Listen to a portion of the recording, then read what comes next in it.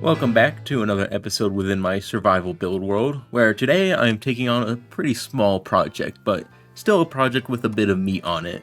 Kind of like an overpriced chicken wing with gold flakes on it at a supposedly fancy expensive restaurant that is 90% presentation, 10% actual food, where they're doing that weird flippy stuff when your meal is served, then you take one bite and your meal is done. Horrible analogy for what we'll be doing today, but essentially today's project is a little thing I wanted to take care of while I am currently also putting a ton of work in for the project, which will be revealed in my video after this one, which I am super excited about. This video's project is about this space I'm currently loitering in, which is one of the oldest pieces of this world. Started before I even started this channel, which I pretty incorrectly described as a countryside Japan themed thing, but it more accurately is themed to a Backstreet Tokyo thing. As you can see though, this space isn't particularly fleshed out beyond this little bit here, and today I want to start expanding on that. Reason I haven't touched this space and this whole cherry spawn hill, for that matter, is that I didn't know what to do with it. There's not a ton of space to work with here, and more specifically, this street was a big spark of inspiration to instead start my big city. So my idea is to sort of blend the two.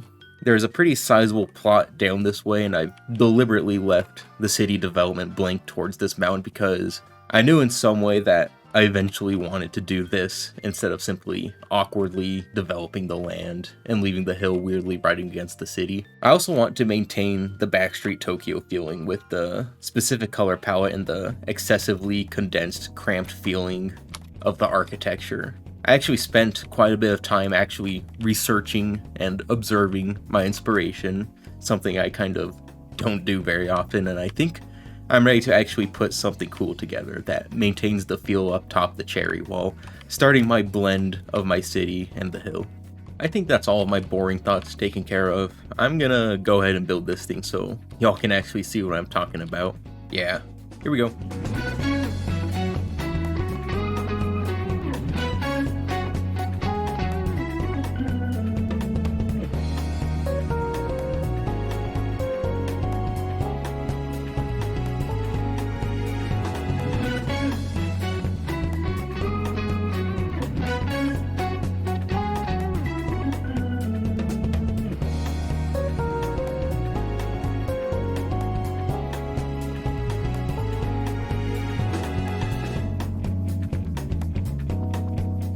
Okay, here we are. It's kind of tough to show off because I only did the immediate area and it's quite floaty, so cheaty free cam and orbiting replays will probably be quite applicable for presentation purposes today. But we have one of what hopefully will be a few blocks that will make up the back streets. My goal was to pretty accurately capture what I found in my studies of real backstreet Tokyo locations. It's very dense, there's a lot of business signs, open window restaurants, junk. The element I am missing is the actual alley feel because, of course, I don't have another block of buildings heavily condensing the space yet.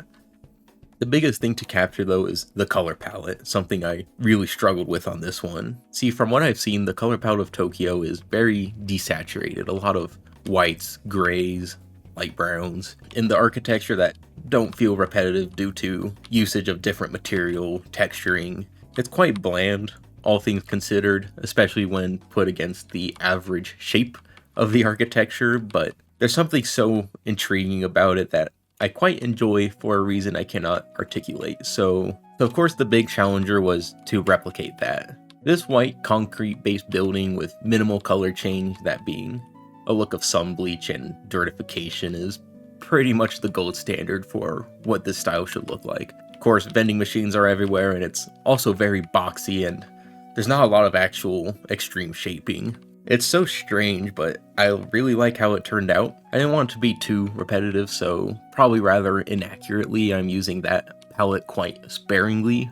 And its neighbor is a very desaturated orange colored building, kind of smashed straight into this dirty, tough brick gray building that was the other challenge of this color palette, that being when there is color in the buildings, it's very odd and difficult to replicate with the available block palette in this game. So with a bit of terracotta, strip acacia, and brown mushroom, we get that desaturated orange, which I felt popped up quite often, which contrasts nicely with the actual desaturated brown red thing here, which brings me to the density thing. Because slight right on top of all that, feeling unrelated, is the tough building, carefully contrasting the neighboring stone building, which, with the dark colors of the tough and a bit of acacia for weathering, we got another strangely colored addition to the lineup, which sits next to a big block of gray.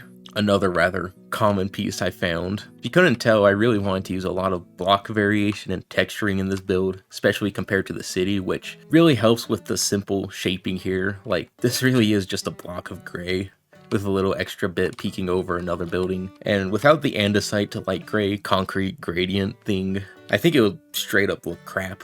Now it's only peculiarly crap. The pale moss is a bit jank from here, but backing up a bit makes it look a lot more like shading or like a water runoff. Rounding the corner is the other building I did with the white palette, and another thing I want to do more often is little bits. AC units, fans, pipes, utility junk you will find on buildings. I'm really bad at doing those for some reason, and I want to get in the habit of including that stuff because I think there's straight up little to none of that stuff in the big city, which is quite bad for the detail and creating a cool city thing. Next is a cool, classic, bricky terracotta mix.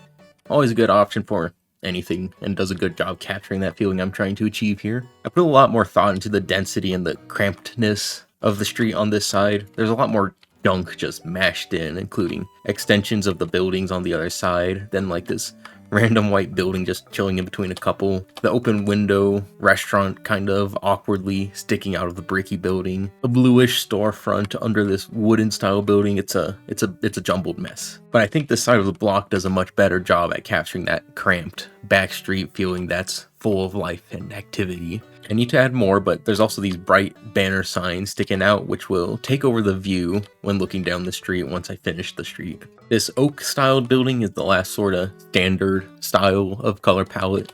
Ideally, this backstreet space will be made up of the palettes of this wood, the white, the stone, and the orange, with some oddballs mixed in. And I found there's a good amount of this woody, planky look quite often in the city, and with a bit of texturing, it's a solid, relatively generic addition.